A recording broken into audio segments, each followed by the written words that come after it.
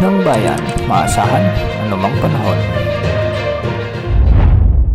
Magandang araw po sa ating lahat. Narito na ang update sa lagay ng ating panahon ngayon at sa susunod na 24 oras. Makikita natin sa ating satellite animation na may mga ilang lugar sa ating bansa na siyang makakaranas ng maulap hanggang sa may mga kalat-kalat na pagulan dulot ng mga pinagsamang epekto ng iba't ibang weather systems sa ating kapuluan.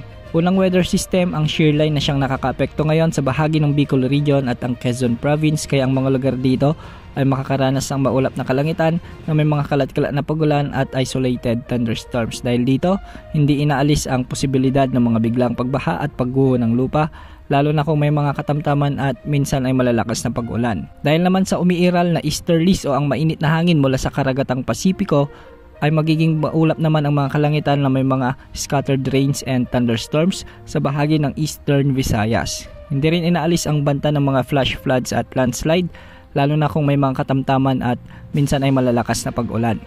Samantala, northeast monsoon o malamig na amihan pa rin ang iiral sa Cagayan Valley, Cordillera Administrative Region at ang Aurora. Ang mga lugar na ito ay magkakaranas din ng maulap na papawirin na may mga kasamang pag-ulan, kaya posible pa rin ang banta ng mga biglang pagbaha at pagguho ng lupa, lalo na kung may mga katamtaman at minsan ay malalakas ding pagbuhos ng ulan. Sa Metro Manila at nalalabing bahagi naman ng Luzon ay magiging bagyang maulap hanggang sa maulap ang papawirin na may mga kasamang kalat-kalat na mahihinang pag-ulan, dulot naman ito ng umiiral na amihan o northeast monsoon. Sa nalalabing bahagi ng bansa ay magiging bagyang maulap hanggang sa maulap ang mga kalangitan na may kasamang isolated rain showers and thunderstorms. Dulot ito ng mga umiiral na easterlies.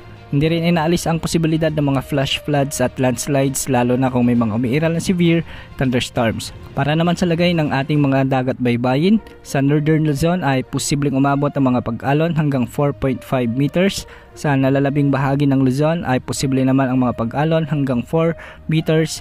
At sa Visayas at Mindanao ay posible ang hanggang 2.5 meters na mga pag-alon. Bukas asahan pa rin ang pag-iral ng malamig na amihan sa maraming lugar sa Luzon. Samantalang easterlies naman ang magdudulot ng maalinsangang panahon na may mga kalat-kalat na pagulan sa ibang bahagi ng ating bansa. Wala rin tayong namomonitor na anumang LPA o potential na bagyo na posibleng pumasok sa ating area of responsibility sa susunod na 3 hanggang 5 araw. Yan ang update sa lagay ng panahon. Ito po ang weather update ng bayan, maasahan anumang panahon.